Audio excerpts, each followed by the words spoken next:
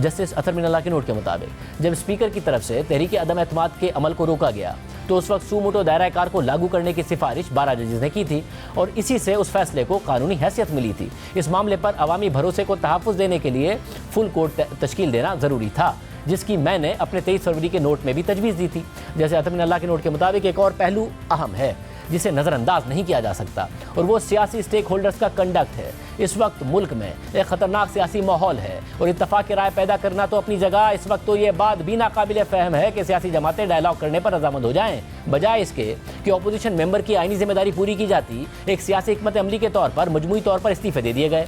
पहले आइनी अदालत को मजबूर किया गया कि वो स्पीकर को मजबूर करें कि इस्तीफ़े कबूल किए जाएँ, और जब इस्तीफ़े कबूल कर लिए गए तो फिर अदालतों से रुजू किया गया कि इस्तीफ़े कबूल करने के फैसले को मुस्तरद किया जाए। सियासी स्टेक होल्डर की तरफ से सूबाई असम्बलियों को एक सियासी हिकमत अमली के तहत तहलील करना सवालात उठाता है। क्या ऐसा कंडक्ट आइनी जमहूरियत की स्कीम के मुताबिक है? क्या ये अपने आप में आइन की खिलाफ वर्जी नहीं है? क्या अदालत को अपना फोरम सियासी हिकमत अमलियों को आगे बढ़ाने के लिए इस्तेमाल होने देना चाहिए या खुद को ऐसे कंडक्ट की हौसला अफजाई करते हुए खुद को सामने लाना चाहिए? क्या अदालत को सियासी स्टेक होल्डर्स की तरफ से फोरम शॉपिंग का नोटिस नहीं लेना चाहिए, जहां एक ही वक्त में हाई कोर्ट्स और सुप्रीम कोर्ट के दायरा कार को लागू किया गया? इस अदालत को ऐसा नहीं दिखना चाहिए कि वो सियासी स्टेक होल्डर्स की सियासी हिकमत अमलियों को आगे बढ़ा रही है, और ये अदालत ऐसा कर भी नहीं सकती है।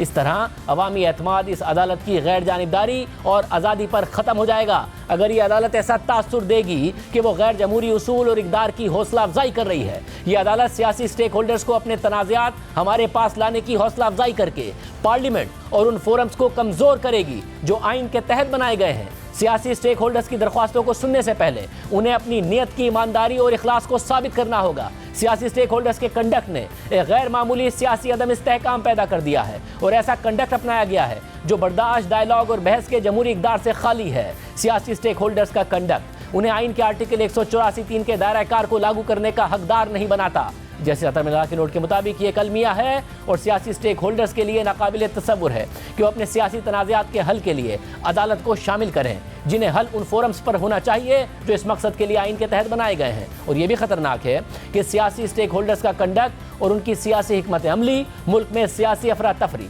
और अदम इस्तेहकाम पैदा करेगी, और सियासी इस्तेहकाम मुआशी तरक्की के लिए एक पेशगी शर्त है। सियासी स्टेक होल्डर्स के दरमियान ताकत की जंग इस मुल्क के अवाम की फलाह और उनकी मुआशी सूरत हाल को मजरूह कर रही है। इस मुल्क के लोगों को बहुत बड़े अरसे तक उनके बुनियादी हुकूक से महरूम रखकर तकलीफ में रखा गया है। गैर जमहूरी हुकूमतें जिन्हें इस अदालत ने दुरुस्त करार दिया, उसने पाकिस्तान और इसके लोगों को नाकाबिल तलाफी नुकसान पहुँचाया है। आज पाकिस्तान की 75 साल तारीख के बाद भी इदारे कमज़ोर हैं और मुल्क सियासी और आइनी बहरान के दहाने पर खड़ा है, और वक्त आ गया है कि जो लोग भी जिम्मेदारान हैं वो एक कदम पीछे हटें और अपना अपना जायजा लें। इस अदालत के समेत तमाम इदारों को अपनी अना को एक तरफ रखकर आइनी जिम्मेदारियों को पूरा करने की तरफ बढ़ना होगा। अपने इदारे की बात करते हुए मैं ये कहूँगा कि ये वाज़ेह है कि हमने अपने तारीख माजी से कोई सबक नहीं सीखा। हम माजी के फैसलों को तो मिटा नहीं सकते, लेकिन ये कोशिश ज़रूर कर सकते हैं कि अवामी एतमाद को बहाल किया जाए ताकि माजी को कुछ हद तक भुलाया जा सके। जब सियासतदान मुनासिब फोरम्स पर रुजू करने के बजाय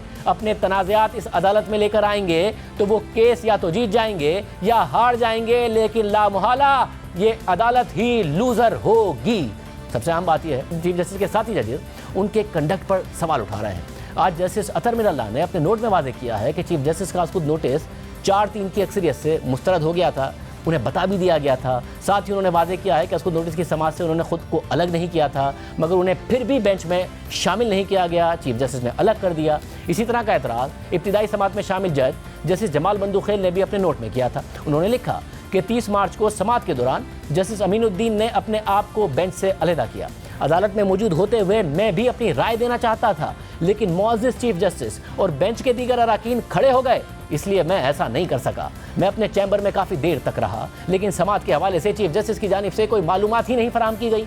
जब मैं अपने घर पहुंच गया तो मुझे 30 मार्च की तारीख का ऑर्डर मौसूल हुआ जो चीफ जस्टिस ने बेंच का हिस्सा होते हुए मुझे दस्तखत के लिए भेजा था। जस्टिस जमाल बंदूखेल ने अपने खिलाफी नोट में लिखा कि ये ऑर्डर खुली अदालत में डिक्टेट नहीं किया गया था, बल्कि ये मेरी गैर मौजूदगी में सुनाया गया था और इस हवाले से मेरी राय ही नहीं ली गई थी। मुझे ऐसा लगा कि मुझे इस काबिल ही नहीं समझा गया कि मेरा मशवरा लिया जाता। इस मामले की पहली समाअत से ही मैं चाहता था कि बेंच 1 मार्च के फैसले और अदालत के हुक्म के तनाज़े को पहले हल करे, जिसका फैसला अभी तक सामने ही नहीं आया है और अभी वाले मामले से इसका बहुत गहरा ताल्लुक है। मेरे बार बार कहने के बावजूद इस मामले को कोई अहमियत नहीं दी गई। अटॉर्नी जनरल, वकला बरादरी और सियासी जमातों के वकला ने भी दरख्वास्त की कि इस मसले को हल किया जाए, लेकिन कोई जवाब ही नहीं दिया गया। इन हालात में मैं नहीं चाहता कि मेरी बेंच में मौजूदगी मेरे दीगर बरादरान को बेचैन करे, इसलिए मैं बेंच का हिस्सा नहीं बनना चाहता। इसमें कोई शक नहीं कि मौजूदा मामला इंतहाई अहमियत का हामिल है। इससे संगीन आईनी मसाइल जन्म लेते हैं जो तशरीह तलब हैं और जिसके हल के लिए सुप्रीम कोर्ट के फुल कोर्ट की इज्तिमाई दानिश की ज़रूरत है, जिसके लिए मैं हमेशा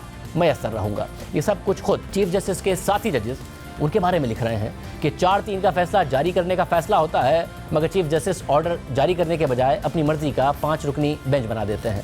जिस जज ने खुद को अलग ही नहीं किया उन्हें बेंच से अलग कर देते हैं और फिर रहे सहे 5 रुकनी बेंच में से भी जस्टिस अमीनुद्दीन खुद को अलग कर लेते हैं। जस्टिस जमाल बंदूखेल शिकायत करते हैं कि मुझसे मुशावरत के बगैर कोर्ट ऑर्डर लिख दिया गया, हालांकि मैं इंतजार करता रहा, और फिर वो भी एहतजाजन अलग हो जाते हैं। मगर चीफ जस्टिस 3 रुकनी बेंच के साथ समाअत आगे बढ़ा देते हैं। दीगर सियासी जमातों के वकला को नहीं सुनते मगर असद उमर को बुलाकर सुन लेते हैं और फिर 3-0 का फैसला दे देते हैं।